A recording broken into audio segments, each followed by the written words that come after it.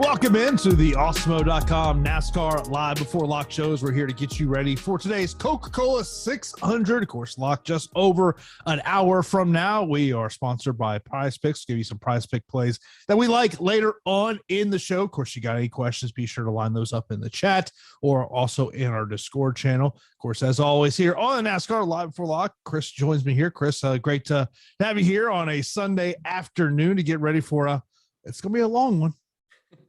Yeah, get ready to put your bedtimes a little bit later tonight, although I think a lot of us probably have tomorrow off. But looking forward to the race tonight. Should be a fun one of the crown jewel events. We have 600 miles to complete. And usually these 400-lap races are at short tracks, but we have a 1.5-mile track. So get ready for a marathon. We're looking at probably a 10 p.m. plus finish tonight. Don't worry. I think we'll all be up, watching a little NASCAR, also watching a little NBA as well, a little bit of a later NBA start here for us today. Of course, so we got NBA Live Before Lock here coming up here, 7:30 p.m. Eastern time following us. So be sure to keep it locked here to Awesemo.com. Of course, be sure to smash that thumbs up button. Of course, not subscribe to Awesemo. I'm not sure why you're not, because we got great coverage for you each and every day. Of course, when you subscribe, hit that notification bell so you know when a show is live here on the channel. So let's start kind of I guess we can talk a little. Let's talk tire wear. Obviously, a long race. We saw what happened last week. What's kind of your take here on tire wear heading into tonight's race? It's going to be like Russian roulette or playing just roulette, because we don't really know what's going to happen. I mean, yes, there's going to be some tire failures. It's not like anything you can project, but at some point something's going to pop, because it's what's been happening each and every single race this weekend, or really throughout the season. And the thing is, it's happening at low wear tracks. Charlotte's not really a track you'd expect to have high tire wear like Auto Club or Darlington. And even last weekend at Texas, if you played the All-Star race, you saw the best driver in the field, Kyle Busch, who was absolutely killing it. He had a tire go down, and then Ross Chastain catapult launched off of him, went into Chase Elliott, and took out several of the best drivers in the field. So I wish it was something to project, but with 100 lap stages and 4 of them, I have a bad feeling that we're going to see some tire failures at some point. Of course, we should note a couple of drivers going to the back of the field: Ricky Stenhouse Jr., Eric Almirola, Cole Custer, Kyle Larson, and Cody Lajoie. Well, they're all starting pretty much towards the back anyway, so not really too much there. Of course, there are any breaking news. We'll bring that to you as we get on here. But we talk about roster construction. Obviously, dominator, place differential. I mean, obviously, when we talk about place differential, we'll talk about Kyle Larson here. Shortly also, Brad Keselowski is going to be another guy that we're going to talk about in terms of place differential. But how many dominators do we need to be building lineups with today? Yeah, so whether it's cash games or tournaments today, you're looking at pretty much 2 doms per lineup. In cash game, you can get away with 1, but they have to be hybrid dominators with guys like Ross Chastain or Kyle Larson, and also offer you place differential. But if you were playing tournaments today, you 100% pretty much need at least 2 guys that are able to lead laps during this race, because yes, it's an intermediate. It's not a Martinsville or Bristol, but there is still a ton of laps, nearly 300 dominator points available to us. So while the place differential guys look great, these guys that start up front have very high ceilings north of 100 points with all the laps that we have. Yeah, I mean, you mentioned about that 280 dominator points available over on DraftKings today. And of course, we'll talk about the whole, here in a moment about the Kyle Larson thing in terms of, there's obviously a clear path. You can't be optimal, but there's also something that they kind of consider there in terms of, obviously when we talk about these 2 dominator builds, obviously we're going to build, various groups over in Fantasy Cruncher. In terms of what would be your best advice to all of our subscribers about the type of dominator build to put together today? Yeah, so I had a Fantasy Cruncher fired up earlier in the day when I was crunching my lineups not too long ago. I built 1 group today. First off, I X'd out all the scrubs, as I typically do, and that would only include like BJ McLeod, Cody Ware, and Josh Bilicki down low. Kept everybody else, but as far as the dominators go, I pretty much threw in Kyle Busch, Chase Elliott, Hamlin, Truex, Byron, Reddick, Bowman, Blaney, Kurt Busch, and Christopher Bell. Put them all in a group together and said to at least have 2 of those drivers per lineup. And that was basically the only groups that I made for this race. Yeah, I mean, I think one of the things of when I was, started doing crunches, and of course, giving me way too much Kyle Larson, as I started to do some crunches there, one of the things about this race, and we'll start talking about these higher tier salary drivers here, is that the fact of, you look at all the drivers we have that are above $10,000 here today over on DraftKings, and we talk about those upper tier salaries. So these are drivers that are $9K and above: Kyle Larson, Kyle Busch, Chase Elliott, Denny Hamlin, who's on the pole, Martin Truex Jr., William Byron, Ross Chastain, Tyler Reddick, Alex Bowman, and Ryan Blaney. Of course, Kyle Larson is the most expensive driver. He is starting 36 today, 11,300 on DraftKings, 14,500 over there on FanDuel. Obviously, he's going to be extremely popular today. A lot of great reasons why he should be popular today. I mean, the place differential. I mean, if Kyle Larson ends up, finishing, in the top of this race, yeah, he's going to be optimal. I mean, there's no doubt about it. But there does come a question of whether you're a 20 max player, a 150 max player, of what is that point that you don't, in terms of how much is too much. Yeah. So just to be transparent here, for cash games, 100% I have Kyle Larson in. If it's a single entry tournament, I have Kyle Larson in. And in my 3 max right now, I have 2 lineups with Kyle Larson. I faded him in the one, but 150 max is where I got a little bit different. I think you could do the same thing for 20 max, where I'm going to be pretty close to even on the field, or maybe slightly underweight on Larson. I don't want to take a huge approach on him, just because he's such a polarizing driver to even have on this slate for, starting all the way back in 36, because he was fast in practice. He was first in the 1 lap, second in the 5 lap. And we obviously know he kills intermediate tracks. He hasn't been as good at them this year like he was last season, where he was getting over 100 laps led per race. And he obviously crushed the Coke 600 last season. But so far this year, intermediates finished second, first, and then last year, first, and 10th, the previous 6 races. And like I said, very fast in practice, still has some of the best odds to win this race in Vegas, even though he is starting in the very back, and he's got 3 top 5s and to win at intermediates so far this year. And the only thing is, we were talking about from a strategy standpoint, yes, it's really easy to plug in Kyle Larson, but he's going to be very high owned. And the thing is, he's not locked in to dominate this race. And if he doesn't dominate and finishes, say, P8, that's probably not going to be enough if we have 2 main dominators. So let's just say, for example, Denny Hamlin happens to go out there. He leads 150, 200 laps from the pole, which is certainly possible. And then we see a guy like Kyle Busch or Martin Truex Jr. lead another half of the race. If that happens, both those guys are probably scoring around 100 DraftKings points. And Kyle Larson, while he had mid 60s, close to 70, that's fine. But with those guys being so expensive, it's going to be hard for Kyle Larson to sneak into the optimal lineup if we have some of those mid-range drivers pop off. So there's definitely paths for him there's definitely paths to get away from him as a DFS player in tournaments and still have some pretty good lineups. Like, it makes me think about, like, if you're a single bullet type player, you're getting into the big GPPs, but you're only throwing 1 lineup in there. If I was in that position, I'd probably go away from Kyle Larson and try to get to someone like a Denny Hamlin because of how much dominator points he could rack up. Yeah, I personally would be the same way. Like, as of right now, my exposures, I have more Denny Hamlin than Kyle Larson. He's actually my highest owned driver on the entire slate. So, I mean, the dominator points for a 400 lap race, like, for example, I know it's not a similar track or anything, but if we were at Martinsville with 400 laps, I would much rather play Denny Hamlin over Kyle Larson. So I know it's a little bit different for the tracks. Obviously, it's easier to go lap downs there, but something to keep in mind where the dominator points are not at all guaranteed for Kyle Larson. It certainly makes sense to be a little bit underweight in tournaments, especially to get different as well. Now, the second most expensive driver on the slate is a man that'll be starting in the 4th position. That is Kyle Busch. 11,100 on DraftKings, 14,000 over there on FanDuel. I mean, and we talked about the Toyotas and how they've been able to do this year. So what's your thoughts here on Kyle? Yeah, I am very heavily invested in the Toyotas like I was at Kansas a couple weeks ago. And it's going to be no different this weekend. I just seen a reason why the Toyotas won't be fast. They've been very fast so far this year, very strong at the intermediates. And Kyle Busch has arguably been the best driver at intermediates as far as speed goes so far this season. Definitely has been the best JGR guy. I'm hoping people kind of shy away from him a little bit. He's still going to certainly have some ownership, but with the price hike that he saw on both sites this weekend, because we've been getting Kyle Busch in the 9K range over on DK, which was an absolute steal. In FanDuel, there's been times where he's in the $11,000 or $12,000 range. You are not getting a discount this weekend, and he's priced right beside Kyle Larson, starting all the way in the back, and it's not going to be that easy to just jam in the 2 most expensive drivers on these slates. So if you're playing tournaments, I definitely like Kyle Busch as a pivot. He had a fast car in practice, not as fast as I would have liked in the long run, but I still think he's going to be strong like his JGR teammates were. Obviously crushes Charlotte. And like I said, this year, absolutely killing at green flag speed-wise and finish-wise, intermediate. So I think he's definitely one of the top dominator plays on the slate and a great pivot off of Kyle Larson. Misha's question just came in the chat on Kyle Larson. It says, can you really trust Larson to finish a 400-lap race? Of course. Yeah, I mean, now, look, I understand where that question's coming from based on some of the results that we've seen happen this year. But, like, you sit there and say, Kyle Larson's a great player today. Yeah, and I realize he's had some races with issues, but in a 4-race sample size of intermediates this year, he still has 3 top fives in 4 races and some of the best overall numbers. So while maybe a bad race is stuck in your head, he's actually been pretty solid this year. Yeah, I mean, and the thing is, I mean, how quickly could he get through this field?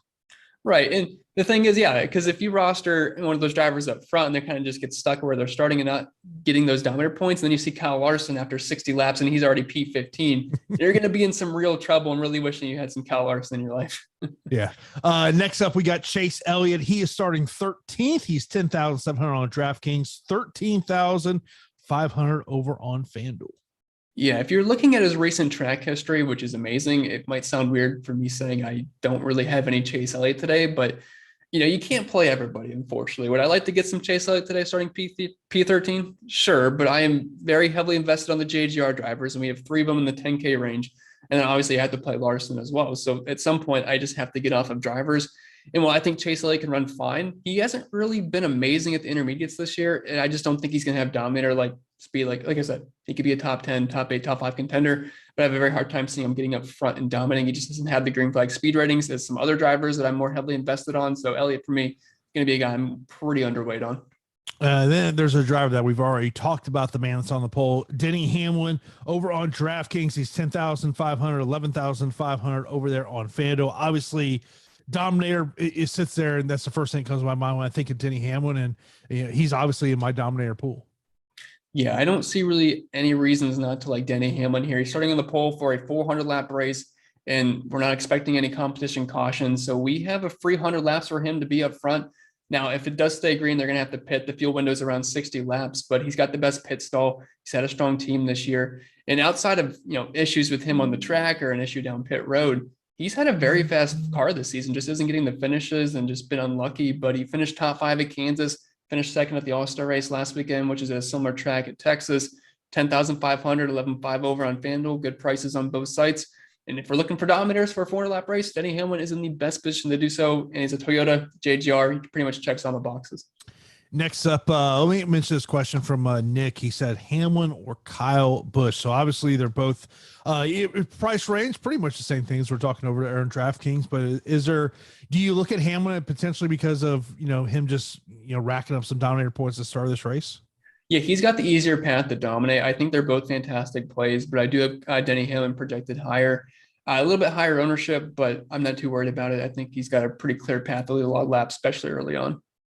Jay Lopez asks, he says, is Hamlin a must on single entries? For me, he's a must. Now, obviously, if you want to fade him, you're going to get away from the chalk, but I would be pretty scared to do that. If you're not rostering Hamlin, you got to get to one of those drivers starting inside the top 4, but he's definitely my favorite of the bunch. I mean, look, if you want to get different, you sit there in a single entry, get different from the field. If you say, you know what, I'm just going to fade Hamlin, fade Kyle Larson, don't really recommend it, but I'm just saying it would allow you to become very different. Yeah, and I did that one of my 3 max lineups. I'm not feeling the greatest about it, but if anything happens to Hamlin, I have Christopher Bell and Kurt Busch stacked up right there to pick up those early dominator points. But yeah, it's not going to feel great, but it's a great way to get different. Next up, we've got the man starting in the 14th position. That's Martin Truex Jr. He's 10,200 over on DraftKings, 13,000 on FanDuel. Of course, anyone who's listening to JGR, you love the Toyotas here. Yeah, and I especially love Truex when it goes from a day to night race. He just always tends to perform very well at the night races. And plus, I love his paint scheme this weekend. It looks really good. Worked for Kurt Busch. We'll see if it works for Truex this weekend, but I do have the numbers to back it up. He's really good at Charlotte. He crushed one of the Coke 600, where he led nearly like 390 of the 400 laps. And he also had the best long run car in practice, first in the 5 lap, first in the 10. Toyota, JGR, sign me up. Love Truex, and you get some PD upside as well. Then you got William Byron. He is starting 5th, 10,000 over on DraftKings, 12,000 on FanDuel. So like I mentioned with Chase Elliott, I'm just so heavy on the Toyotas and JGR where I can't really get to too much of these other 10K drivers. William Byron, I have a little bit of just because of I just like playing Byron. He's had a strong car this year. And even though he hasn't finished great the past 2 weeks outside of the All-Star race, he's been running well in those races, just happened to get dumped by Logano, and then he had a flat tire running up front. So I have a little bit of him. Looks like he had a top 5, top 8 car in practice, but don't really see him getting in front of the Toyotas. I always mention on the show of when I look at our top driver tool over at Awesemo.com, that the DK top 6% is something that I look at. One of the guys that is popping this week, he's got PD upside. That's Ross Chastain, starting 22nd, 9,800 on DraftKings, 10,500 on FanDuel. Yeah, it's hard not to like Ross Chastain. He has been one of, if not the best driver in the field, at least speed-wise this year. And if you're looking at the exact tire combination they're using this weekend, nobody has a better green flag speed rating than Ross Chastain. The only thing I was concerned about was he was 23rd in the 5-lap in practice, but we've seen other times this season where he hasn't put up the best practice times and he was starting a little bit further back and he sold a fast car during the race. So not overly concerned about it. He's top 3 of my exposures over on FanDuel. Love him over there at only 10.5. And plus, the thing is with DraftKings, I'm a little bit worried he doesn't get those dominator points, but over on FanDuel, you have to worry about that too much. So I think he's a little bit of a better play over there, but a great play on both sites. But I mean, he's just been absolutely crushing it this season, no matter the track type, averaging nearly the most DraftKings points per race, 4 top 5s, 5 top 10s. I definitely want a good chunk of Ross Chastain on both sides. Mentioning about those tools and content we have over Awesemo.com. You got to sign up for an Awesemo Plus Platinum Pass. Of course, this gives you access to all the premium tools and content we have over at Awesemo.com. And if you're a new user, we have got a great offer for you today, as you can get your first month of Awesemo Plus Platinum for 50% off. All you have to do is click the link in the video description to activate this offer, or you can head over to our join page and use the promo code NASCAR LBL, all caps, one word. That's NASCAR LBL for 50% off your first month of Awesemo Plus Platinum. This is for new users only. And of course, if you just want a NASCAR Awesemo NASCAR Pass, you can get that as low as $9.95 weekly. Course, so you got to check out that top driver tool is the one that I look at. It allows me to see ownership and then term, dominators, top 6. And of course, if you're on the FanDuel side of the equation, looking at that FanDuel top 5 percentage over there. So take advantage if you are a new user of Awesemo Plus. Take advantage of that deal. Use that promo code NASCAR LBL. Next up, we got Tyler Reddick. He is starting 8th as he is 9,600 on DraftKings, 10,000 over on FanDuel.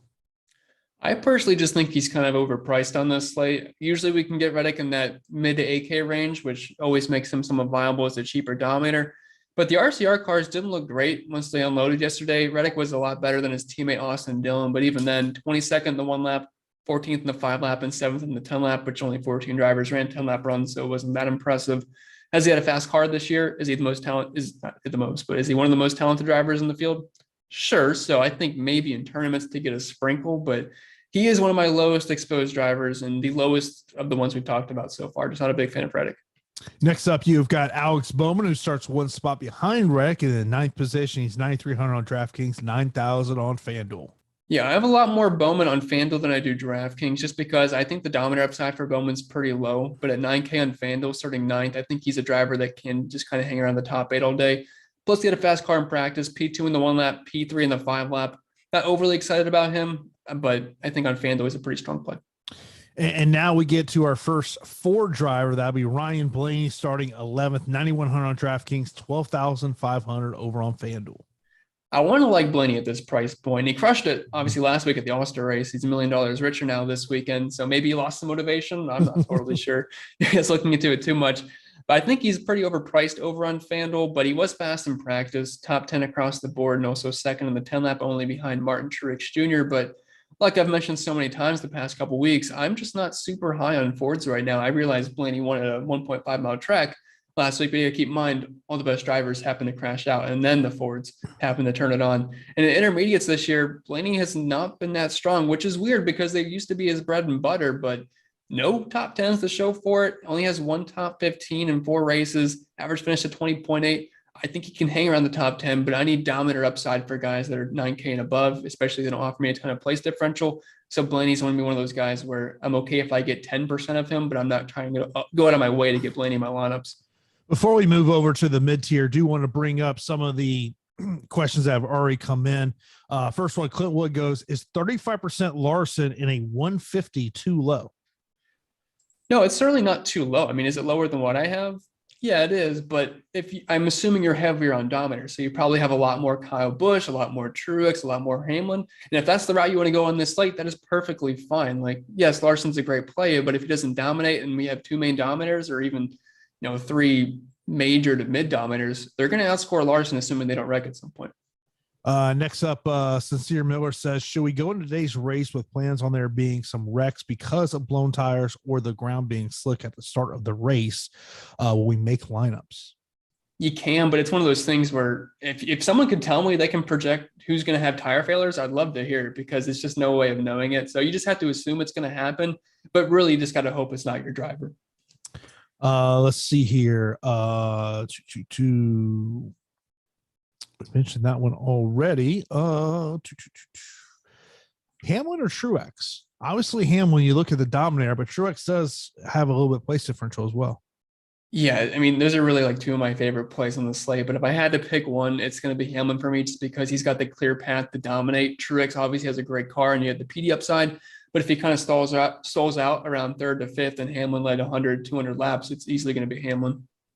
All right, let's move into the drivers who will be in the mid-tier. We'll start off with Joey Logano, who is starting 23rd, 8,900 on DraftKings, 11,000 over on FanDuel. This is one of my big stances on the slate because I'm a lot heavier on the next two drivers we're going to talk about. And Joey Logano is going to pick up some ownership. He's sub 9K and he's starting in the 20s. And Joey Logano's got a big name. And obviously he seems cheap on the surface, but like I said, not going to be too high on these Fords, especially the expensive ones. And if Logano, like, yes, he has PD upside, but if he's kind of stuck around 12th to 15th all day, there's no way he's making the optimal lineup. And if you're looking at practice, 12th in the 5 lap and 10th in the 1 lap, I just don't think he has the ceiling to get into the optimal. So I'm very comfortable being very underweight on Joey today. Kurt Busch, of course, he is starting second, 8,600 on DraftKings, 8,500 on FanDuel. I think you've kind of already, you've given us the tease that you like him here today. Yeah, love the next two drivers we're talking about here, starting with Kurt Busch. I know he's starting in P2. That probably seems a bit scary, but I just want to play fast cars. I think he's going to hang around the top 5 for the majority of the day. He's got a ton of Toyotas up there with him. The whole front 2 rows are all Toyota. You have Denny Hamlin, Kurt Busch, Christopher Bell, and Kyle Busch. I think they're all going to kind of ride around top 5 for the majority of stage 1. And obviously Kurt Busch showed us he has the upside to get up front and dominate. I mean, he straight up passed Kyle Larson at Kansas to win the race. Like, he should have a fast car. His car didn't look as fast as it did that 1 week at Kansas in practice, but still 6th in the 10 lap. I think he can kind of hang around and be a really solid tournament play. Then you got Christopher Bell starting 3rd. He is 8,400 on DraftKings, 9,500 over on FanDuel. Yeah, very similar play to Kurt Busch, just a little bit cheaper. I have more Christopher Bell than I have Kurt Busch, but it is pretty close. But he was 3rd in the 10 lap in practice, and I'm just a huge fan of all the JGR cars, planning on being overweight on every single one of them in tournaments today. He's had a fast car this season, a few top 5s or a few top 10s at the intermediates, and he was great at Kansas. And I think we see something similar again for Bell, and he also has dominator upside. Caleb says, is it okay to have Hamlin, Kurt, and Bell in the same lineup? Now, my follow-up to that would be is, man, are you going dumpster diving? Yeah. The thing, it's tough because you're starting 1 through 3, and it's a 400 lap race. So I think it's okay to do that as long as you can find the value to make it work. Personally, for me, I've been trying to at least limit myself to 2 of those 3 per lineup, but I'm sure I have a few of them sprinkled in because I didn't set a specific role to do it. But I was kind of eyeballing my lineups. I didn't really have too many of the 1 through 3, but they all project well for me. And I wouldn't say it's the craziest thing to do.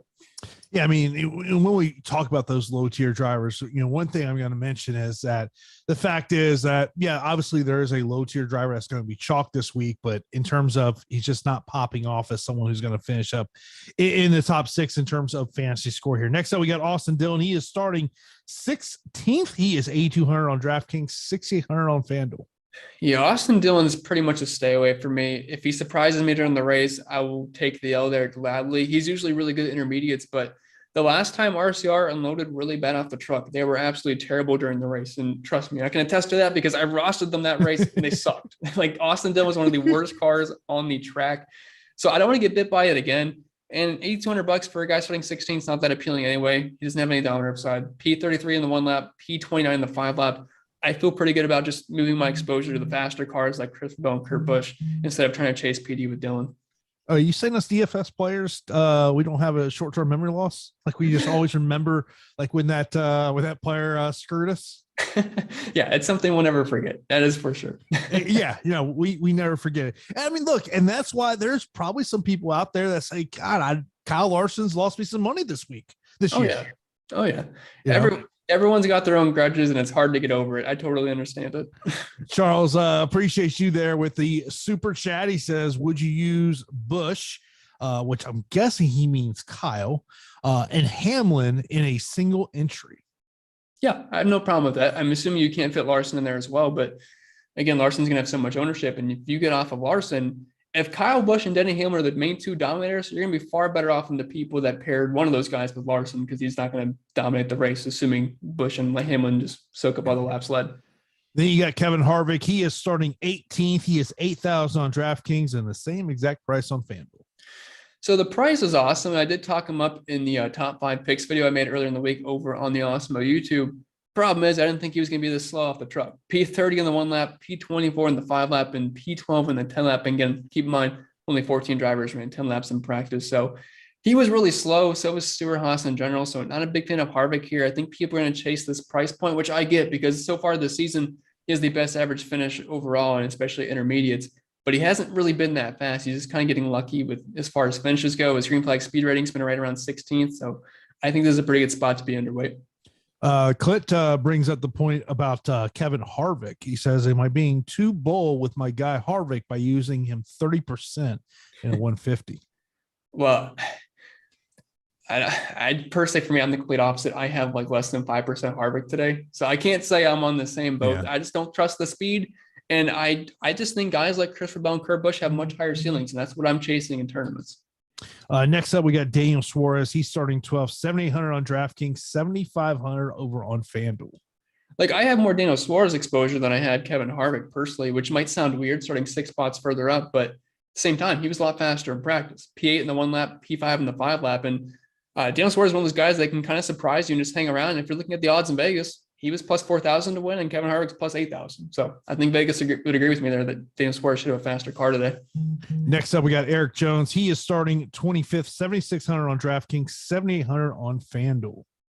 Yeah, Eric Jones is a guy that I can get behind. He's had some bad luck recently, but he typically has had some pretty fast cars with top 10, top 12 upside. So starting in P25, I don't mind chasing that. Was P22 in the 5 lap and P11 in the 1 lap. Eric Jones is a guy that I can get to as far as place differential goes. Then we got Ricky Stenhouse Jr. He is starting 29th, but of course he is going to the back of the field. He is 7,400 on DraftKings, 7,000 over on FanDuel. I mean, look, we've joked about Ricky, but I mean, look, Ricky has, there's been a couple clunkers there, but overall he's had a good DFS season. Yeah, he's been really hot the past month now, because we were making fun of him for like 2 months, but past month now, I mean, he's been crushing it. I believe he was in the optimal last weekend at the All-Star race, if I remember correctly. I tried to erase that race from my memory because it went very poor for me. But Stenhouse has a very good history here at Charlotte. I mean, 2 top 5s, 3 top 10s, and 5 top 15s with an average finish of 11.5. Do I think he's going to finish top 12 today? No, but he should contend for a top 20, top 18, and at $7,400 starting nearly 30th. That's someone I can certainly get to quite a bit. Then you got Chase Briscoe. He is starting 15th, 7,200 on DraftKings, 6,200 on FanDuel.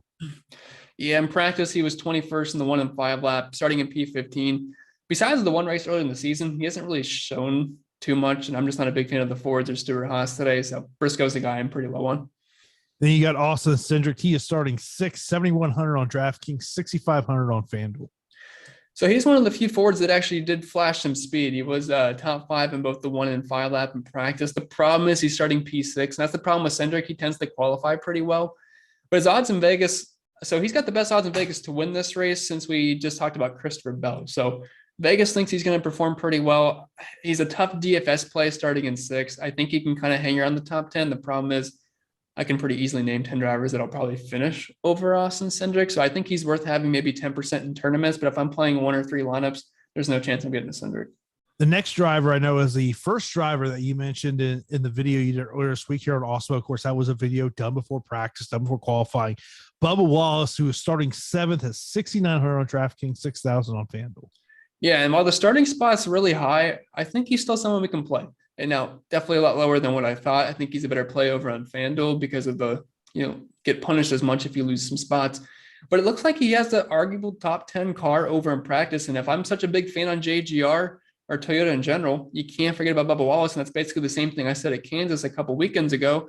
And Bubba Wallace had one of the better cars in the field, finished 10th despite a ton of issues on pit road, went through the field a couple of times. So I think he should have a fringe top 10 car. And I don't mind that sub 7K. And then you got Chris Buescher starting 19, 6,700 on DraftKings, 5,000 on FanDuel. Yeah, Busch is in a tough spot because he's right beside his teammate Keselowski, who's starting all the way back in 35th. So it's going to be really hard to click on Chris Buescher's name. I think on FanDuel, it's a worthy pivot because he's $500 cheaper. And obviously, he's got the better track position to work with. And that's regarded highly more over on FanDuel. Over on DraftKings, though, Buescher's not a guy I'm getting to a lot of. P25 in the 5-lap in practice, probably going to lose a few spots. And of course, you mentioned about Brad. I mean, he's going to be chalk today. I mean, as much as you talk about the fact that you don't love him on non-speedways, but how can you avoid him today starting in 35th and a 6,600 price tag on DraftKings and 5,500 over on FanDuel? Yeah, and the thing is, there is no good plays in the 6K range, maybe outside of Bubba Wallace, because the next, I guess Almirola is fine, but like the next 7 drivers we're going to talk about, I hate all of them. So I'm not looking forward to this stretch of the show here. But Keselowski, it's like, how do you not play him? I mean, typically he's a little bit more expensive, but at $6,600 and 5,500 over on FanDuel, going to be chalky on both sides. He just makes things work. Like if you want to fit in 2 to 3 upper tier drivers, you just plug in Keselowski and move on. I mean, he was 17th in the 5-lap in practice. And it's not like he qualified this bad, just straight up. He spun during his qualifying run. And then obviously you had Larson and Lajoie, who didn't make a qualifying run. So he was just the last guy of the bunch there. So he's not like a 35th place car. I think he contends for a top 20, like really a top 20 today, top 25. And you'll be pretty happy with that. Like if Keselowski does not wreck, there's a good chance he's optimal. So there's 5 other drivers that you hate here in the 6,000 range.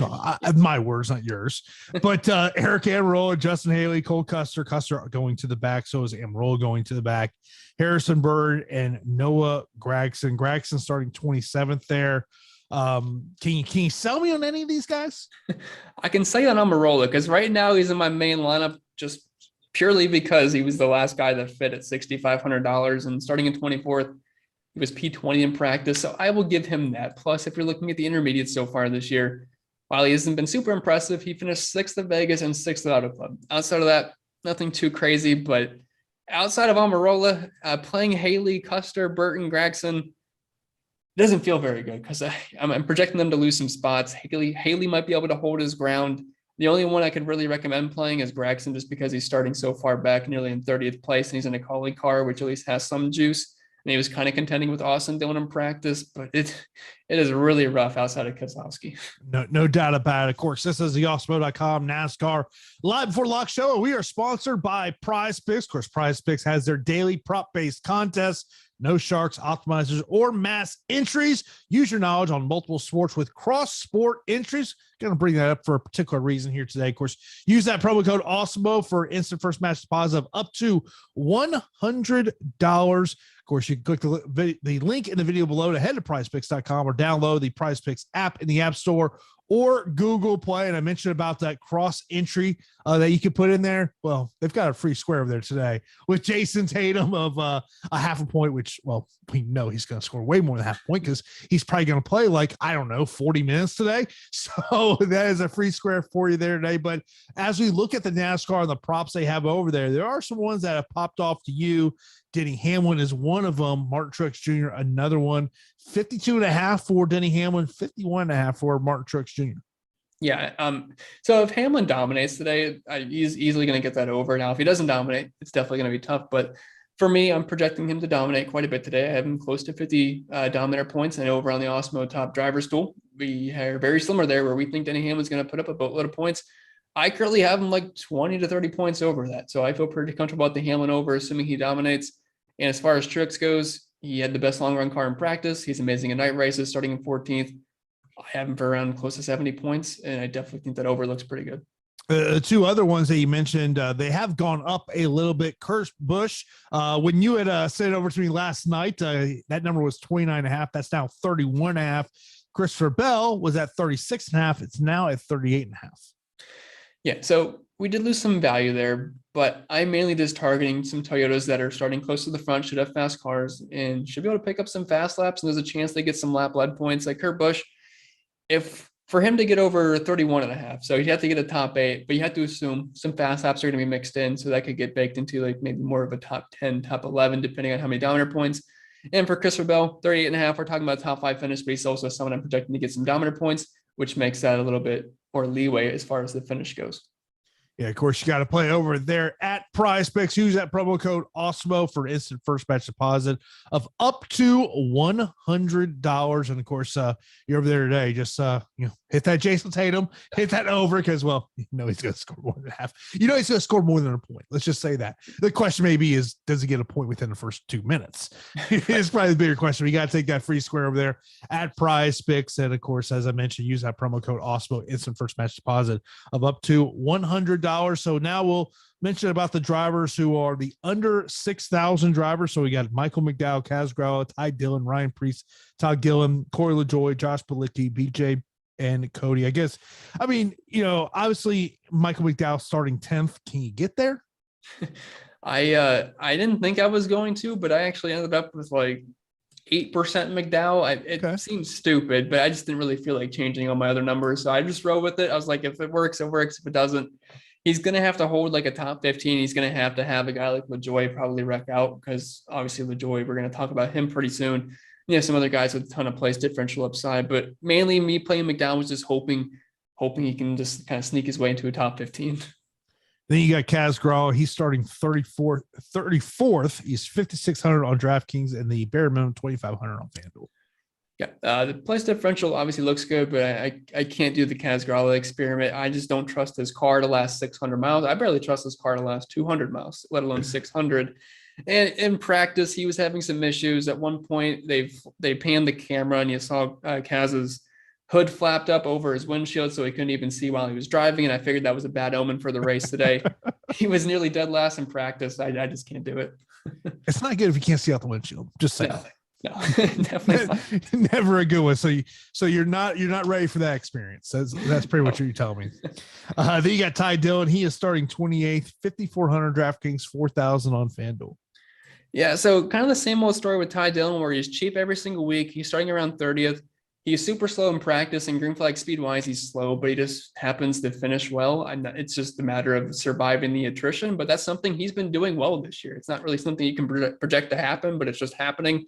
I finished 20th at Kansas a couple weeks ago, 20th at Vegas, 17th at Auto Club, all similar tracks. I wouldn't hate getting to Ty Dillon. Then you got Ryan Preece. He is starting 26 at 5,200. Yeah, so on paper, it's a Rick Ware car, but it's also getting some help from Stuart Haas, so it's going to have a little bit more juice. And he was P13 in the 5-lap in practice. I do have my concerns that it lasts 600 miles, but if it does, I think he's got some top 25, top 20 upside, and I think he's a pretty decent pivot off of LaJoie because I think he's going to have a little bit more speed. Then $200 less than him at 5,000 on DraftKings is Todd Gilliam, starting 30th. It's appealing because of the starting position. As far as practice goes, he was P23 in the 1-lap, P28 in the 5-lap. I think we see him probably gain a couple of spots here and there, but at that point, I'd just rather get to LaJoie. All right. Speaking of Corey LaJoie, he's next. He is starting 37th. He is very chalky today at 4,900 on DraftKings, 3,000 on FanDuel. Yeah, it's for good reason. I know you said for as far as the top driver tools go, obviously not going to pop up, but what he does allow you, he allows you those dominators up top. Mm-hmm. Like if you want to play the Kyle Larsons, the Denny Hamlins, the Truexes, the Kyle Busches of the world, you just kind of mosey all the way down to Corey LaJoie at sub 5K, plug him in, and you're probably going to get close to 10 spots gained, which is going to get the job done at $4,900. I personally think if LaJoie keeps it clean, does not wreck today, we see him in the optimal lineup, assuming we have multiple dominators lead a good chunk of laps. But he was P16 in the 1-lap in practice.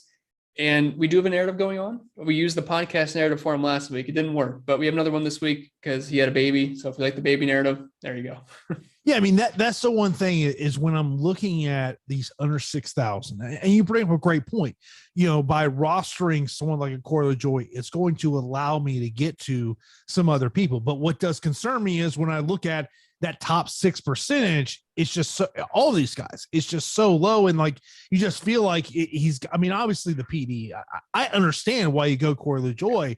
I think it's in a way, it's kind of like the Kyle Larson question of how much is too much. Yeah. I have a lot of Corey LaJoie today just because I'm trying to fit in all those dominators. As of right now, my exposures I don't envision it changing, but he's my second highest owned driver today. We'll see how that ends up going. It doesn't feel great, but I'm so heavy on some dominators up top. As long as he doesn't wreck and I nail my dominators, I feel pretty good about that. Like I have over 50% currently. Am I going a little bit overboard?Maybe so, but if I can nail my dominators, like I said, he's going to allow me the flexibility to do that. Yeah, I mean, when I was doing various crunches, yeah, if he was at top 2, he was like top 4. Yeah. Because it does allow you. I mean, look, and be honest with you, I X'd out the next 3 drivers. Oh yeah, every time. That's what I do every single week. I just don't want to get there.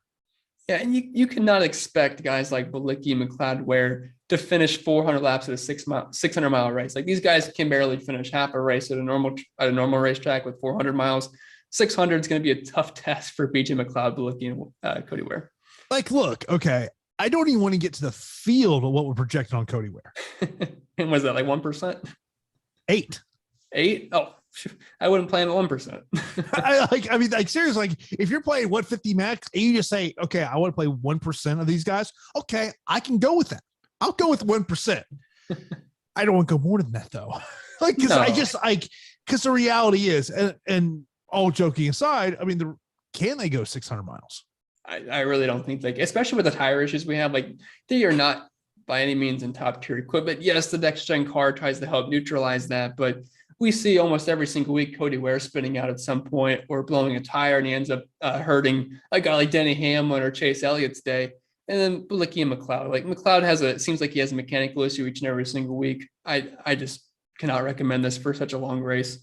I mean, it's one of those things for me. It's every slate. I'm Xing out, but then I'm also like we talk about creating dominator groups. There are times where I'll create just a punt play group and I'll just say, put a couple of drivers in there and say at the absolute most, give me one. Now look, I know when I put Cody Lajoie in that group, Cody Lajoie is going to pop in that group every time.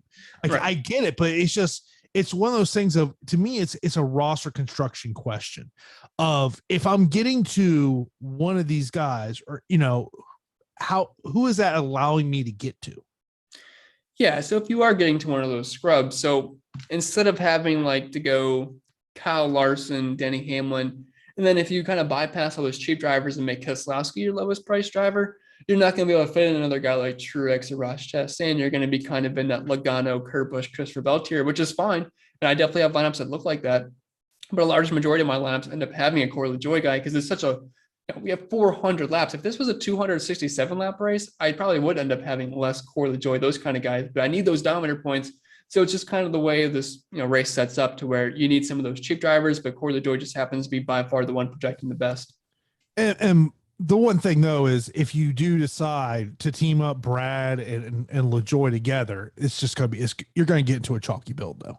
Yeah, and if you're doing that, you're probably throwing in Larson in there as well, and then you're probably thinking about Hamlin or Ross Chastain. And at that point, you have a ton of chalk. So at some point, you have to differentiate, and you can still play chalk like we always talk about. Some people try to get too contrarian, and then you just end up making bad lineups. You're still allowed to play some chalk, but you can't pair them with chalk. So instead of using Larson and Hamlin with Brad Keselowski and Cody Lajoie, maybe try getting some Martin Truex Jr. and Kyle Busch instead of those two drivers. Looking at the betting odds for this one, just pull it up here. Kyle Busch and Martin Truex Jr. are your favorites here. Plus 650 to win this race. Denny Hamlin plus 750. Yeah. Let me see what Kyle Larson plus 700. It's a bit steep for being in the rear. I do think it's kind of juiced up. Yeah, I mean, you want to look down here a little bit. We've talked about how well Ross Chastain has had this year. Plus 1,500 for him to win this race. Which I don't mind. I am a little concerned about the long run speed in practice, but like I said before, he's been able to overcome that in certain races this year. Unfortunately, I don't live in a state. You and me both don't live in a state where we can, place bets legally in Florida. But if I had to, or if I was able to, I would be putting my money on Martin Truex Jr. and Denny Hamlin. I think it's going to be one of the JGR drivers. And Truex in a night race, having the fastest long run car, this sets up really well for him.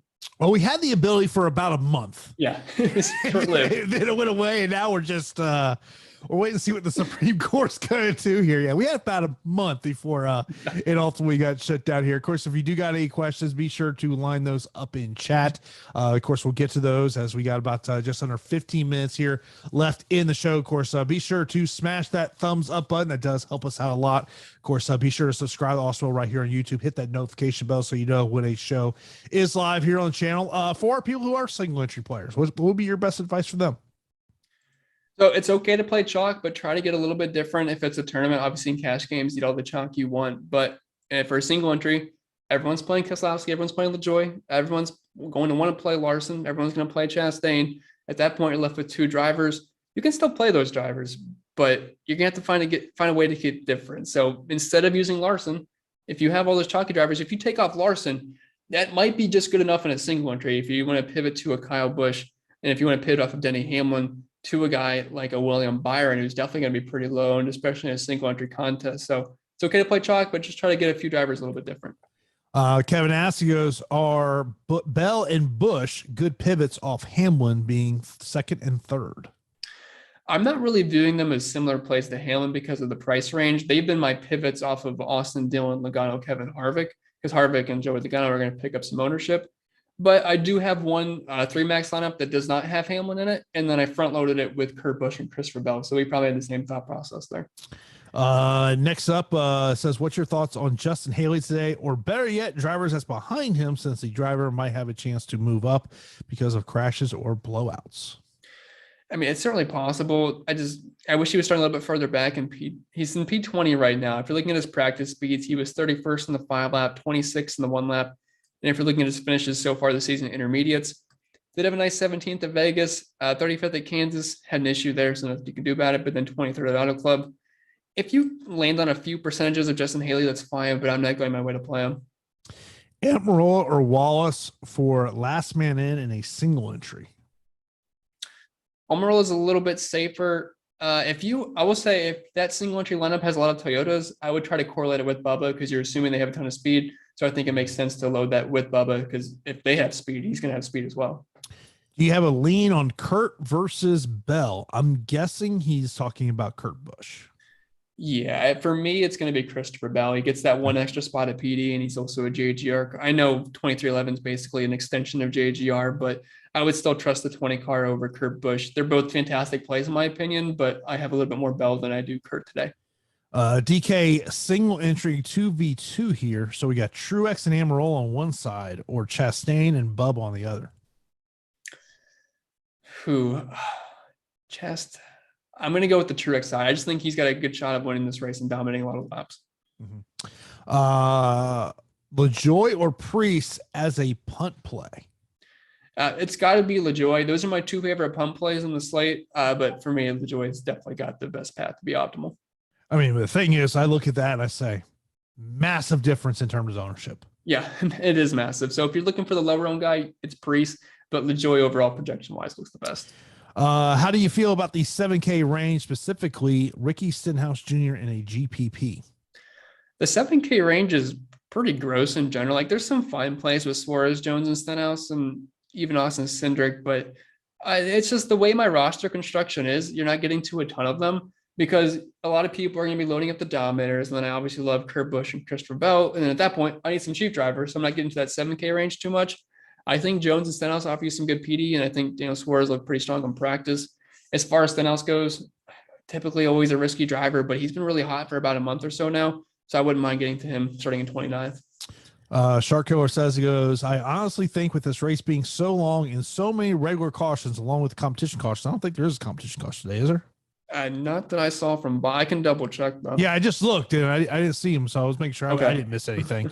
It says, who's to say that Larson can't trick his way up to the front and lead and dominate late? Oh, I don't think that's out of the equation. I mean, I gave Kyle Larson like a top 5 finish today as far as just all the drivers mixed in, and I gave him some dominant points. I think he's going to pick up fast laps ripping through the field, and I think there's a chance he gets up front. Like he's a great intermediate track, so I think it's certainly possible, but that's more of like a stage 3, stage 4 thing than it is early on. McDowell or Amarola? Oh, it's pretty easily Almirola for me. I think McDowell falls straight back. Yeah. Is 23% Eric Jones too much? No, I'm not too far off. I'm in the upper teens, so not too much of a difference there. Cameron says, is leaving $1,600 on the table in a $12 DK single entry too much? 1,600. I'm assuming their dominators are probably cheaper guys like Kurt Busch and Chris Rebel. And assuming that's the case, you're still following general rules where you'd want 2 doms. So I think that's okay. Hamlin, Bubba, and Lajoie, or Kurt Busch, Bell, and Ryan Preece? It's going to be the first one for me. I think Hamlin's got a good shot as being the highest scoring driver today. FanDuel mid-tier driver must. Mid-tier, let me sort this by the pricing.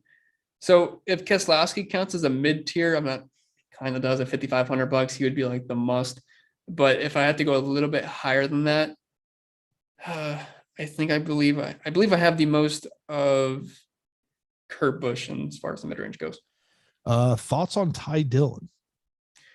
He's slow, but he happens to avoid the wrecks for some. I'm not sure why, but he just happens to have some good luck with avoiding the wrecks. And he's finished top 20, like at all the intermediates so far this year. So I don't mind taking some stabs. Next up, this is about FanDuel. Scott saying, he goes, how should you consider dominator points when building a lineup? Yeah, when I build FanDuel lineups, I'm not really caring about dominator points. I'm basically just building lineups on how these guys are going to finish. Like, yes, I have a lot of Denny Hamlin over on FanDuel, but it's just because I think he can finish first or second in this race. And because, at the end of the day on FanDuel, all these dominator points are going to be quite similar. Like I have everybody within like an 8-point spectrum, Denny Hamlin the most. But if he happens to finish within the top 5, he's probably going to be in the optimal. Busch, Larson, Bell is chalky. Yeah. yeah. That's it's James, stack a driver from the back. Obviously there's a lot of great options back there. Yeah, don't fully stack the back. You can have some of your lineup in the back, but if you were completely avoiding the front, you're going to be hurting in tournaments because there's going to be a lot of dominator points that rack up quite quickly. In terms of drivers who are not seeing ownership, is there someone that you look at and maybe you're a little surprised they're not drawing ownership? As far as being surprised, it might be like a Alex Bowman or William Byron type because they're Hendrick cars. I mean, they're still going to pick up sim ownership, but I think on any other slate where everyone's not going to be like super high in Toyota or Kyle Larson was starting in the back, I think they'd pick up some ownership because of their price points. And they've been solid this year, especially William Byron. I do have some shares of them. I'm underweight, so I'm hoping they don't happen to go off because I'm so heavily invested in Toyota, but they could certainly surprise me and they're going to have some lower ownership today. Stenhouse or Jones straight up? For me, it's Jones. I think he can carry some more speed today. Yeah. Are you in terms of, we talk about the car mix, what are you doing with the Fords not named Ryan Blaney? Yeah, I'm pretty low on them in general. I can try to pull up my exposures here. My highest owned Ford, I believe, it's Keselowski, but that's just because he's starting in the very back. As far as like actually good drivers that we can count on, I believe my highest would be Almirola. Just again, it's just a cheap guy. Cindric would be my highest owned just because of how he was in practice and he's cheap enough to make that work. But I'm pretty much underweight on all of them outside of Cindric in tournaments. Yeah, I mean, when you look at that under 7K range, obviously Bubba Wallace is someone we talked about. I mean, if it's a cash question, I don't know how you avoid Brad. Yeah, you have to play Brad today. I didn't want to play him in tournaments. When I was talking yesterday, going over the slate, at first I was like, I think I can probably get away from some Brad. I feel like I'll be underweight. But then once I started actually building lineups and looking at projections, it's like, oh shoot, I think I have to play Brad because there's no other options down here. So it's unfortunate, but I think it's just chalk you have to eat today. Brad or Bubba, DraftKings single entry. I feel like you go Bubba to get away from ownership. I would as well, especially if you have a bunch of Toyotas in the lineup. Just kind of correlate your lineups with more Toyota. Jake says, he goes, what do we think about Bowman? So we kind of just talked about him a little bit. Starting in 9th, he had a very fast car in practice. I prefer him over on FanDuel because I don't think he's going to dominate today, but I think he can kind of ride around that top 8 for the majority of the day. But he's the cheapest of the Hendrick cars. I think there's always some value with that. I don't think they're going to be as fast as Toyota, but I think he's worth some shares. Next up, Jay goes, is Scotland play or is he too slow? I think if you heard your thoughts a little earlier, you're not ready for the Kaz Grala experience. I have had a bad omen when I was watching him with his hood up driving around the track. So he's just slow. I don't trust the money team. The car sucks. I'm not doing it. Look, it's never a good sign. Brad or Stenhouse on DraftKings? It's going to have to be Brad for me, as much as I don't want to say it.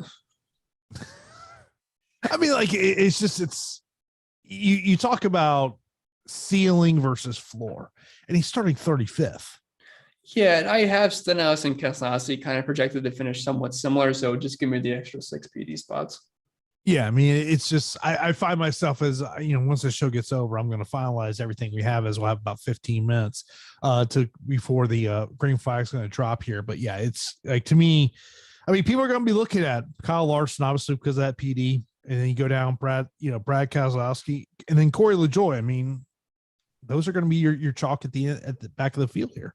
Yeah, and it's going to be really hard to avoid. Like I said, if you're playing cash games, you have to play them. But in tournaments, there's ways to get different. Like, everyone's got their pivot. Larson, you can go directly to Kyle Busch. Brett Keselowski, you could go to Buescher, Bubba Wallace, or even Almirola. And then Cody Lajoie, you could go to Ryan Preece. So while there are chalky and great plays, there are some pivots.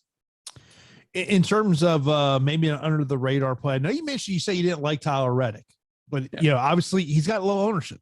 Yeah, he does. And normally I would love Tyler Reddick at low ownership. Usually we have to play him at higher ownership. So if you are a big Tyler Reddick fan for this race, this is your time to shine, because no one's really going to play him. And starting in 8th, he's got the chance to dominate, but I'm a little bit scared of these RCR cars. They didn't unload very fast. And last time that happened, they were really bad during the race. And the thing is, Reddick, I mean, for $200 more, I can get Chastain starting 12 spots further back, and he's been much better so far this year. So having a tough time to get to Reddick. Did you find yourself trying to do a JGR stack? Yeah, I wasn't even like going my way to do it. Just the way projections worked out in the optimizer over in Fantasy Cruncher. I mean, I'm looking at my lineups, and it looks like I made a group just to have JGR stacks. That's how much they're popping. Yeah, it's understandable here. Of course, that's going to do it for this edition of the Awesemo.com NASCAR Live 4 Lock Show. Appreciate everyone tuning in here. Of course, be sure to smash that thumbs up button. Hope everyone goes out there. Love to see those winning screenshots once this race is over. Chris, anything else you want to mention before we get out of here? I know it should be fun. Just be ready for a marathon tonight. Might need something to keep you awake, and just cross your fingers and toes for no blown tires. And by the way, only a 5% chance of rain, so we're looking pretty good on that. So appreciate everyone tuning in. We'll talk to you next week right here on the Awesemo.com NASCAR Live 4 Lock Show. Have a good night, everybody.